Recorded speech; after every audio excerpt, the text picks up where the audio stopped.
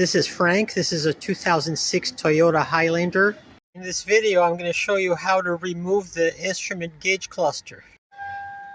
The reason I'm removing this cluster is, look, no check engine light on startup. This car was purchased by one of our customers from a local used car dealer here in Kahului.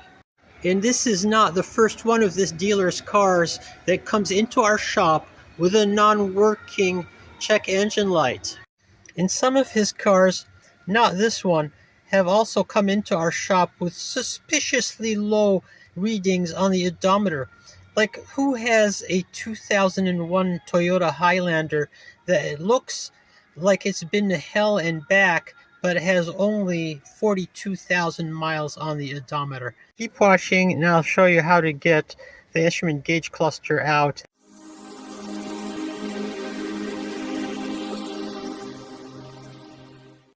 The first step is to remove the surround of the central panel.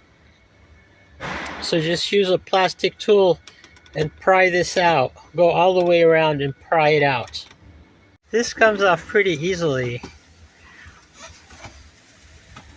And it just may be necessary to move the shift lever back to get it off. I just want to show you the push tabs that you pry out. So now this entire panel that goes all the way around the steering column can be pried out. There's nothing to it, it just comes off with finger pressure and you can hang it to the side like this. Next, this surround can be pried right out.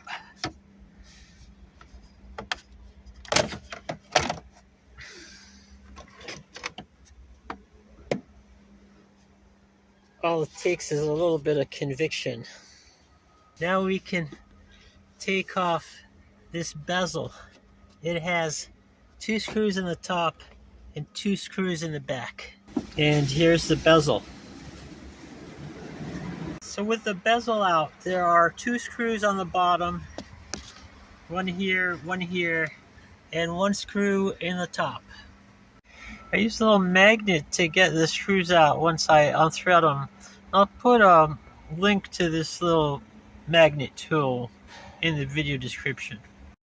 Now you can pivot the cluster around and you can reach back here and undo the connectors. And they're just connectors with a single tab. There's 2 of them. You press very firmly on the tab, pull on the connector, it comes out. So here is our gauge cluster. And with this one, we still have a back cover that we need to take off to get to the light bulbs. So let's do that.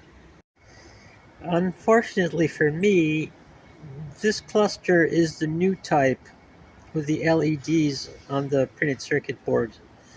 And I'm not able to repair the check engine light on this one. It's beyond my ability.